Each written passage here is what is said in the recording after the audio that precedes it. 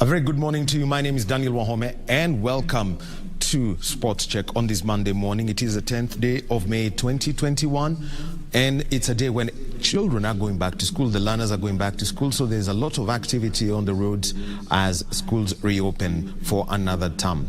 Those are part of the stories that we'll be taking a look at and also having conversations around sport. 3 interviews that we shall be having today. One is about the scourge in sport. We're talking about match manipulation, simply known as match fixing. We saw Zoo FC relegated from the top tier of Kenyan football to the 3rd tier of Kenyan football for match manipulation. We'll be having a conversation about that. It's a year of the Paralympics and the Olympics, so we shall be having a conversation about powerlifting, and we've got the chef de mission of Team Kenya to the Paralympic Games, Dennis Muga, and coach Lena Nyaboke, who's a powerlifter. We shall be having a conversation about that too. But let's start with the one event that's going to be broadcast on KBC Channel 1. We're talking about the WRC Safari Rally. The good news is, so long as it was in Kenya, it was always on KBC. So that's part of what we've always said. We shall make sure that you get the best of sport and we remain your true sports partner. And to get into a conversation about the preparations of that, we are joined by motorsport writer and also motorsport trainer Abdul Sidi, who joins us via Zoom from Naivasha. And a very good morning to you, Abdul. Well,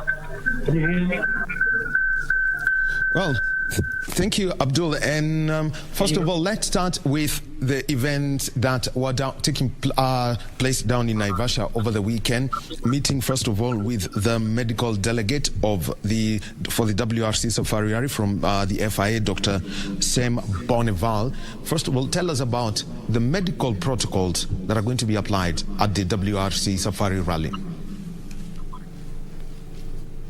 Yeah. Can you hear me? Yes, I can hear you, Abdul. Hello? Yeah, the line is not very clear. Too much echo, yeah? I cannot hear you well.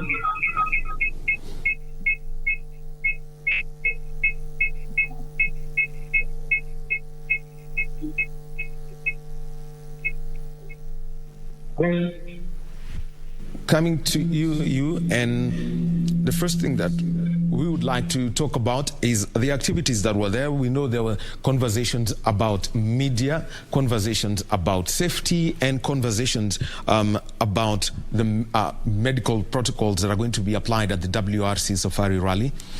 Let's get started, first of all, with the medical protocols, because we're living in the coronavirus times.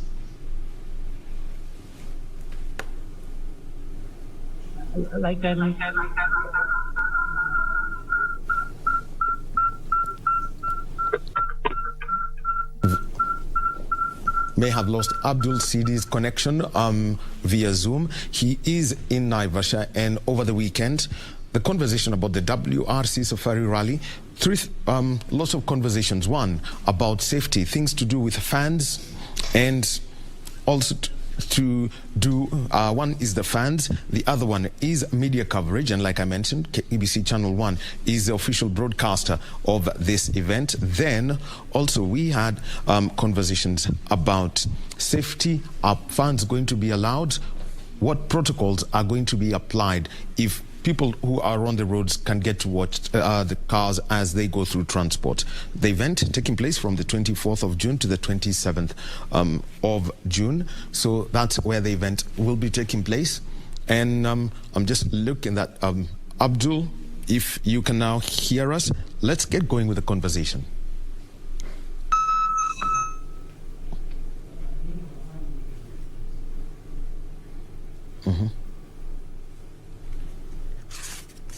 Okay, so we shall be trying to get back to Abdul Sidi, whose connection looks like it has broken. We're trying to get in touch with him from Naivasha, where the WRC preparation team was taking place. And also, one other conversation that we shall be having, and let's take a look at our guests in studio. We're talking about the Paralympic team. Already we have got Coach the chef de mission of the Tokyo Paralympic Games. He's with us in studio. He goes by the name of Dennis Muga. Hemson, you could give us a shot of Dennis, who is in studio with us so that we can start this conversation. So, Dennis Muga, chef de mission of the Tokyo Paralympic Games. We know about the athletes and powerlifting. And Dennis, if I could come to you, can you tell us, about the preparations so far and the information that everyone needs to know, especially when it comes to the COVID protocols around the Olympic Games, the Paralympic Games? Thank you, Mr. Ahmed, for hosting me here. My name is Dennis Muga. Preparations are in place, and as we are talking now, things are moving on well. Teams started their preparation by sending their delegation to various qualifying processes in different countries. And to start with, one of them is powerlifting. We have athletics, we have para-rowing, we have parachuting, and long tennis, and most of them are doing their best. So far as we are speaking, we have qualified two athletes in athletics, one powerlifter, one para-rower, and others are still undergoing qualifying processes. As we speak now, paracycling team is in Belgium, and powerlifting, which we are going to talk about now, are preparing to go for qualifying processes in Dubai next month, June, as from 16 to 27. That's how things are moving on ground now. And Dennis, let me mention something, another sport. You mentioned wheelchair tennis. They're in Portugal now for the World Team Cup qualifiers and also trying to get points so that they can qualify for the Paralympic Games. We saw Asia Sururu and Jane Denga make it to the semi-finals of the Villamura Open, and now we have got the World Team Cup qualifiers. Tell us about that and how basically you intend to see the wheelchair tennis team qualify for the Paralympic Games. Okay. Long tennis normally qualify through points, and we hope Jane Denga, who has been going through qualifying processes, might make it to Tokyo Olympics due to her training program, which she has been engaged with international table tennis, and they have been supporting her. So I hope she'll make it to Tokyo. What about the doubles scenario? Because we had Denga and Asia Sururu playing in the doubles, and they made it to the semi-finals. They lost to a Brazilian team. Any chances for that doubles team? Sincerely speaking, I cannot comment on that because they still have got every team has prepared enough to compete. So I cannot comment on that.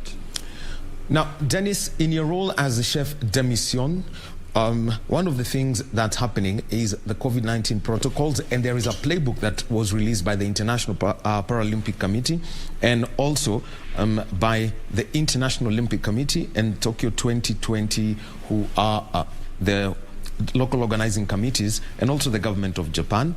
And let me just simply mention one of the things that they said about this is that all participants are required to take 2 COVID-19 tests before their flight to Japan, and in principle, athletes and all those in close proximity with athletes will be tested daily to minimize the risk of undetected positive cases that could transmit, and the dates and times will be set in line with the sports events and schedule. So what does it mean for you when it comes to traveling, planning for the travel, and also ensuring that these tests are done as per the playbook? It is true indeed. These are the requirements which must be put into place, and we as Paralympians, we have our team doctor who is looking into that everything is taken care of. And also the government through the Ministry of Sports is in charge. So I think things will be okay, and everything has been put into place. No chances has been left, and things will move as planned, because this disease is a global disease, and it has been taken serious, just as you have been said. Every athlete who will be traveling, first of all, before you join the camp, you have to be tested. And it has been also confirmed in the several meetings we have been having that every athlete will be always tested after every 4 days. So before the team left, every athlete must be, we must make sure that every athlete who will be traveling must be safe and in good health. Yes, that is Dennis Muga. He is the chef de mission of Team Kenya to the Paralympic Games that will be taking place in Tokyo, and that is from the 24th of August to the 5th of September. Also with us, we have got the coach of the powerlifting team, Lena Nyaboke. Lena, welcome to KBC Channel 1. Thank you very much. And Lena, let's get straight to this conversation about, the qualification process. We already know Helen Wawira has qualified by virtue of being ranked in the women's up to 41 kg, ranked second in the world. But the process of qualifying, how has it been like if we were to look back, from 2019 going into 2020, where there were a lot of disruptions, and then coming in to 2021? Okay, thank you very much. For the qualifying, we started earlier. You can say our qualification started 2017. We have been going to several qualifications. In powerlifting, we have different categories, whereby, like the case of Ellen, is under 41. We have 8 categories in, we have 10 categories in the powerlifting. So we have women from 41 to 86 plus. We have men from 49 to 107 plus. So in every category, one participates. When you participate, there is good lift and there is bad lift. So when you lift good lift, you have a point. And when you lift more than your body category, it's also a point. So we have been doing that, and we thank the government for supporting us. We hope that as we are preparing to go to Dubai next month, we'll qualify maybe 2 more. Okay, now let's talk about this lifting and the different weight divisions. So why don't we start with, for example, Helen Wawira, who's on the women's up to 41 kg division, who's already qualified. And you mentioned about a good lift and also lifting that weight, the whole set of weight that is way above your division. Explain how, for example, somebody who's under 41 is categorized when it comes to a good lift and also a lift that is over their weight. Okay, in 41 kg, we have, it depends on your body weight, and it depends how much you lift. For example, as powerlifting, we rely on the bench. Yes. We don't stand. So when you lift much, maybe for example, Helen is 41 kg, maybe can be weight 40 kg. But for now, he's lifting 93 kg. That is two times her body weight. Yes. Mm-hmm. So that's how it's being done. Yeah. That gives her the edge, a good lift, and a bonus point for that. Yes. Let's also talk about somebody else. You mentioned 2017, and this was at the World Powerlifting Championships in Mexico. Talk about Gabriel Magu, one of the powerlifters who's there, and who was ranked 17th in the 65 kg division in Mexico City. We also had Joyce Jogona, who was the first Kenyan powerlifter to win a medal, and that was when she won bronze in the 61 kg category at the 2014 Games in Glasgow. And we also have got Evans Odhiambo, Peter Odhiambo, and Josh Otieno. Those are some of the powerlifters that we shall be talking about. But as Coach Lena, tries to get to that, let me come to you, Dennis. And the main thing that I want to talk about from your role as the chef de mission is ensuring that athletes at the moment are in the right bubble and go for the right events. What are the current challenges that you are facing when it comes to travel and setting up bubble camps?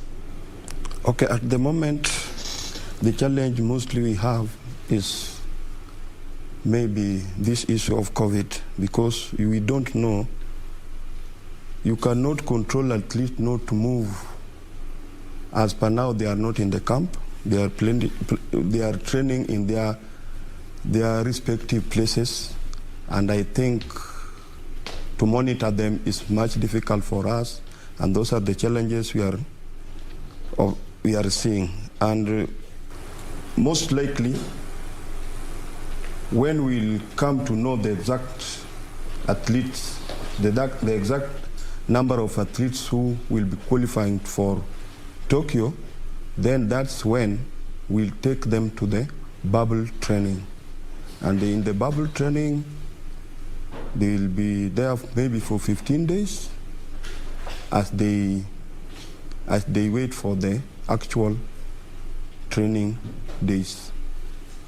So now you mentioned, yes, there has been that conversation about 15 days, and looking at the rule book, it says close contacts are defined as those who've had a prolonged contact. That's for 15 minutes or more, and also that with a person who has a confirmed positive COVID-19 test within 1 meter without wearing a face mask.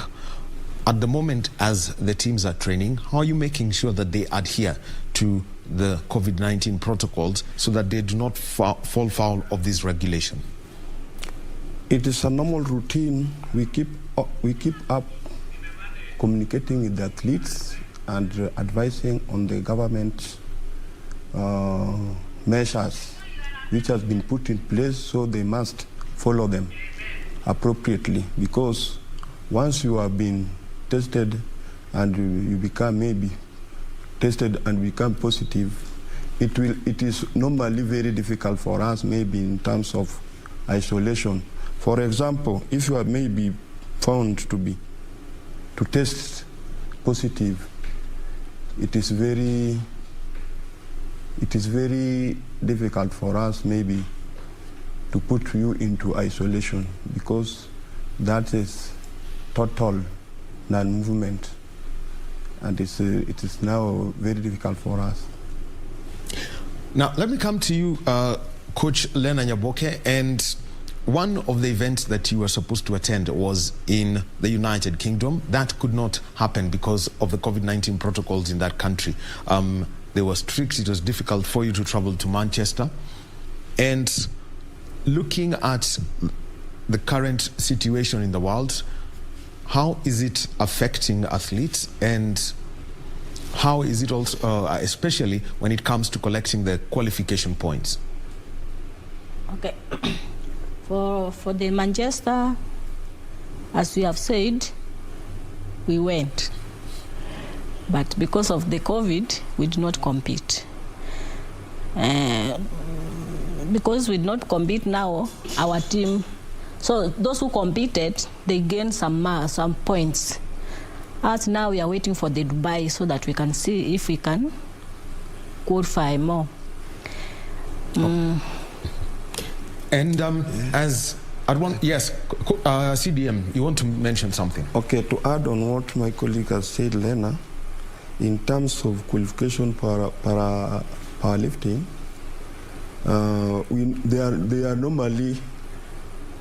they normally as you carry the weight, the more you carry, the more high chances you get to qualify. So, for example, those who did not participate in Manchester, maybe there's someone who might have carried more weight than they could have carried. So it was disadvantage for them because they did not compete. So in terms of ranking, they are being overtaken with maybe new athletes or somebody who has trained harder. So they did not get that chance to participate. And Coach, let me come to you. Early in the year, there's something that you said, and this was because of the pandemic. You asked your athletes to stick to their weight divisions because there were no training. Then how do you get these athletes, to keep that discipline so that if you say somebody like Josh Otieno, who's in the 95 kg division, then you don't balloon up to 105 or gain 10 kgs, which would mean that you're out of contention for a slot at the Paralympic Games? Okay, to our athletes, we have our WhatsApp group whereby we shall communicate all the time by telling them how to keep body weight. Because when you are overweight, you cannot compete. Because, for example, if you are 75 kg, you are going to compete on under 75 kg and you are maybe 80, you cannot compete. Or if you want to compete, you have to pay a fine of 100 euros, which sometimes which is very 13,000 shillings. Yes, so that you can compete. Which sometimes you find that we don't have that money to pay so that you can compete. So we usually advise them to keep their body weight, and most of them, they have done so. We have not seen the challenge except just one, but he's trying to reduce the body weight. Now, let's come to the athletes proper. Let's talk about one. Gabriel Mago, 17th in the 65 kg division in 2017. What's his status at the moment? And at the moment, we cannot say that Gabi can qualify because in the category they take from number 1 to number 8. Yes. So maybe Gabi is far in that category. All right. Joyce Njuguna, let's talk about her. Joyce Njuguna is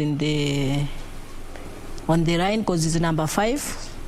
So maybe if we go to Dubai and he lift more weight, maybe he can be ranked on that, or it can be below or go above.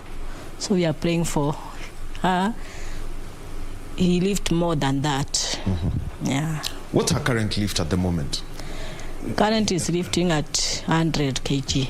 Okay.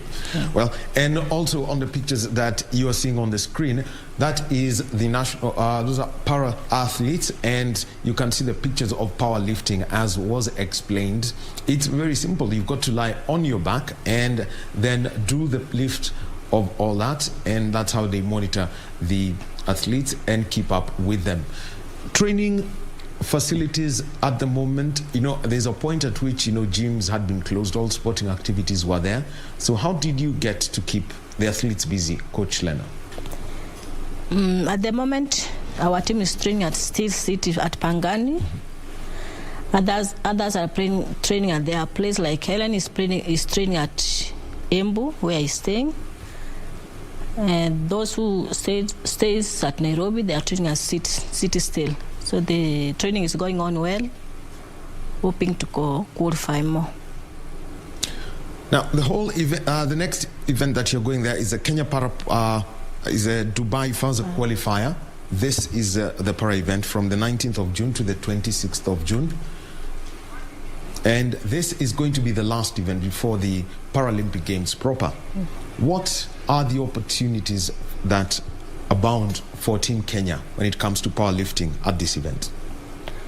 Because Dubai is going to be our final qualifying, we are hoping that we are going to maintain, for example, Helen is going to maintain his number being ranked number 2. Also Joyce, we are trying to train so hard so that we can maintain our ranking number. Yeah. Now, I want to come to you, Dennis, as the chef de mission. This is one role that that everyone knows is quite demanding. So, given the quota allocation as per the plans that you have, how then would you accommodate an extra 3 or 4 para lifters in your plan? Because the budget for these games, as happens, we've seen with the Olympics, it keeps changing as every qualifying event takes place. Okay, in our planning, we over budget for our athletes, knowing very well we might qualify more athletes, and in case we do not get where we are budgeted for, then it will be easier for us rather than budgeting for fewer people and you are getting more athletes. So our budget was above our expectation. So that's it, taken care of well. And now, when it comes to matters to do with the camp for the power lifters, as they prepare for the further qualifiers in Dubai, how is this being managed, knowing that we know we are 1 month away from this, but with the kind of protocols that are there, you may need to put them in camp for 2 weeks ahead of the travel? Okay, currently the team, as the coach has said, they are training at Steel City Gym.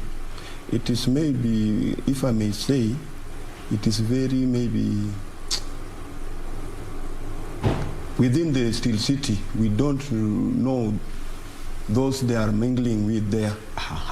So it is very risky for our athletes, but now being they have not get into the bubbles, it will just force us to be there, but keeping on communicating with them on measures to take while going there. Secondly, when they will be at the bubble training before they leave for the Dubai, I think there's a gym in Kasarani.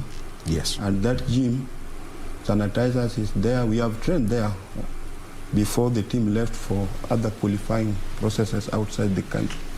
So that one will be taken care of, and I hope the team will be in good spirit to compete.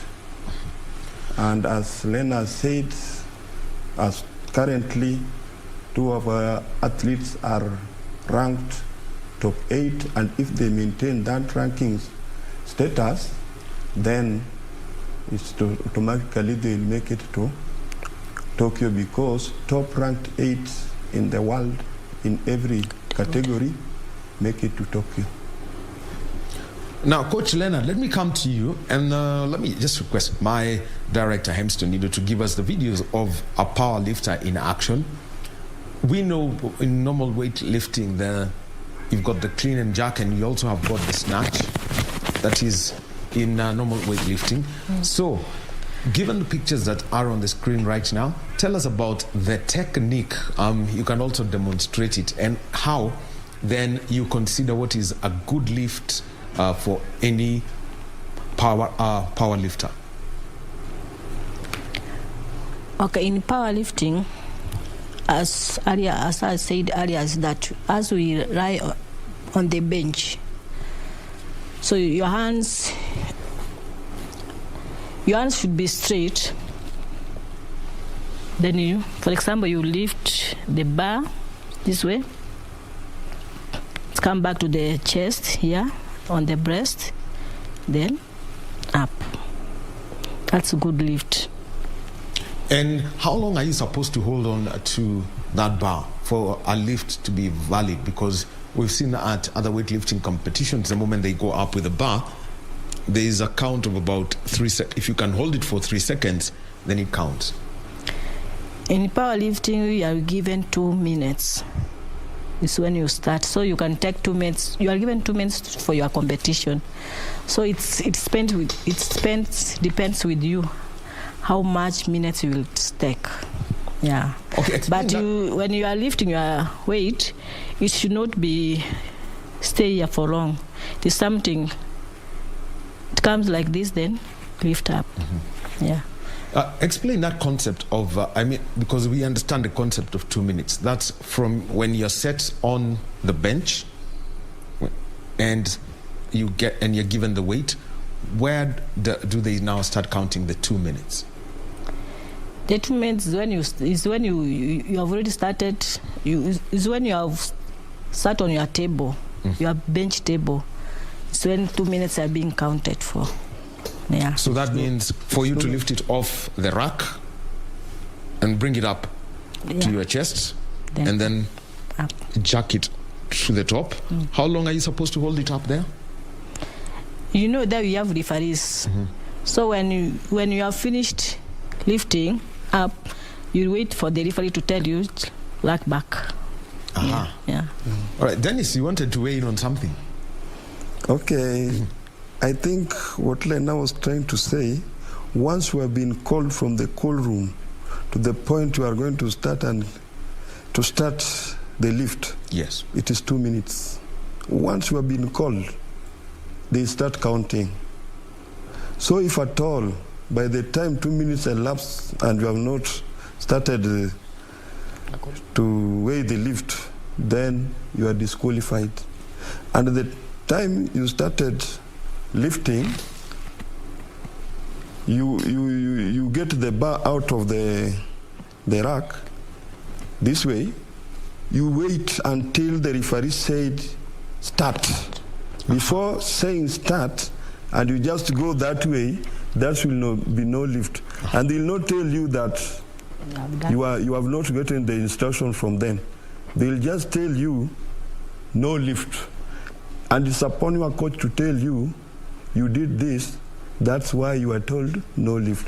And when the bar, once you have held the bar, it's come to the chest, and it must touch the nipple for 2 seconds.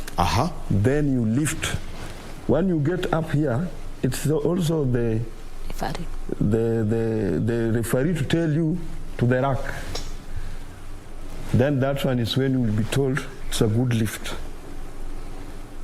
Wow. Now, well explained, Dennis. So, coach, then how do you get, your athletes to the right level to ensure, because already I can tell that the moment you take it from the rack and you're ready to go, it means the pressure is already there.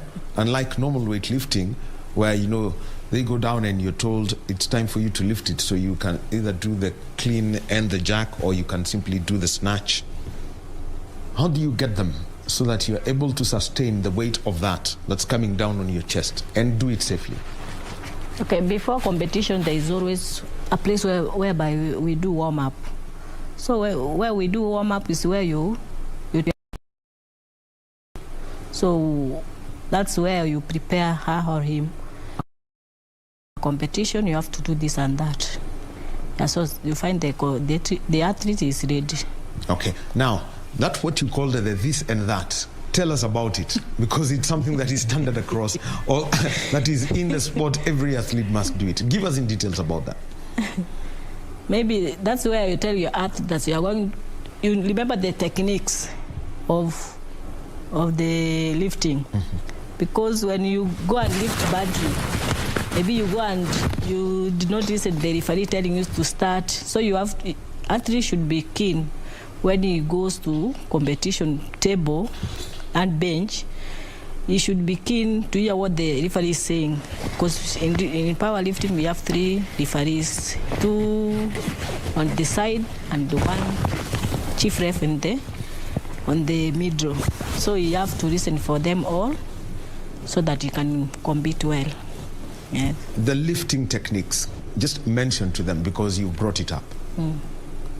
Techniques is how to lift. Make sure that when you are lifting, it goes straight. Not it goes sometimes bending. It should go straight and wider. Yes. All right. Yes, that is Lena Nyaboke, who is the coach of Kenya's para powerlifting team. They're preparing for the first qualifiers that are going to be taking place in Dubai from the 19th of June to the 26th of June, part of the preparations for the Tokyo Paralympics. And also in studio, we have got Dennis Muga, who is the chef de mission of Kenya's Paralympic team. We'll be talking more about these preparations, but first, let us take a short break and get back to this conversation on Parasport.